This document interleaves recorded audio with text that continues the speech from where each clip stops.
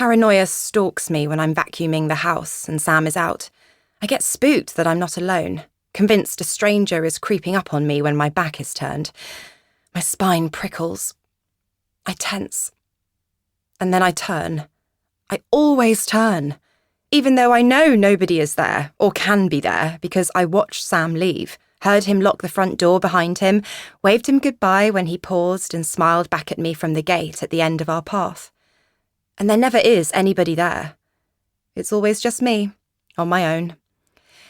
And so I go back to the vacuuming and the cycle begins again.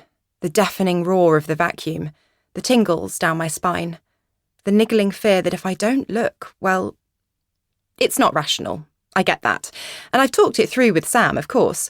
Not that he's in any way surprised. We've spoken about what happened to me so many times. Too many times, I sometimes think. Sam likes to joke that it's an occupational hazard for him. I stopped the Hoover, held my breath, straightened my back, and yes, checked behind me again, then sighed with relief and glanced up at the skylight overhead. I was in the rear attic bedroom, which was one of my favourite rooms in the house. It was nearly always flooded with light, even on a dreary and windy day like today. And with the off-white walls and the thick, pale carpet, I felt like I could think better up here. It gave me a sense of calm and clarity I couldn't always find. A safe space. Shaking the nerves from my body, I tucked the vacuum away into its spot in the cupboard under the eaves before taking my phone from my jeans pocket and checking the time. I was planning to go to a nearby cafe while the viewing was on. I'd take my book, order an Earl Grey tea with lemon, try to relax. When the viewing was over, Bethany would call and tell me how things had gone. If we were lucky, maybe today would be the day when we received an offer we could accept. That's when I saw the voicemail that was waiting for me, and a twist of anxiety corkscrewed inside my gut.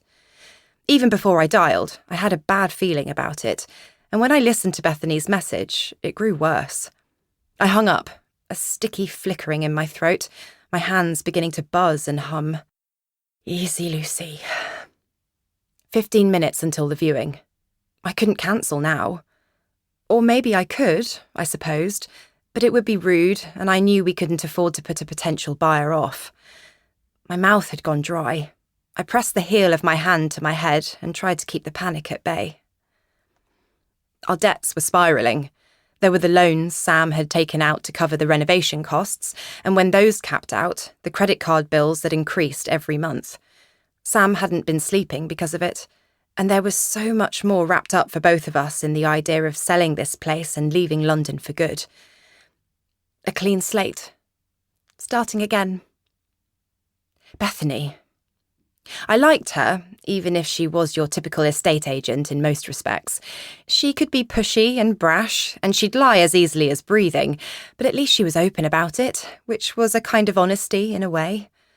At night, when Sam tossed and murmured, and I listened in the ringing darkness to the brittle click of a lock on a bathroom door, the metallic rasp of an unknown voice, what saved me was remembering the way Bethany had arrived at our house that very first time in her expensive coat and statement spectacles, sweeping inside to talk valuations, telling us how tastefully we'd decorated and how desirable we'd made number 18 Forrester Avenue. I trusted her, inasmuch as it's possible to trust any estate agent, and lately I'd found myself hoping that we might stay in touch after we'd sold our house. But it was hard to shake the suspicion that she could have warned me earlier that she was running late, that she'd ambushed me knowingly. And you have to make the best of it now.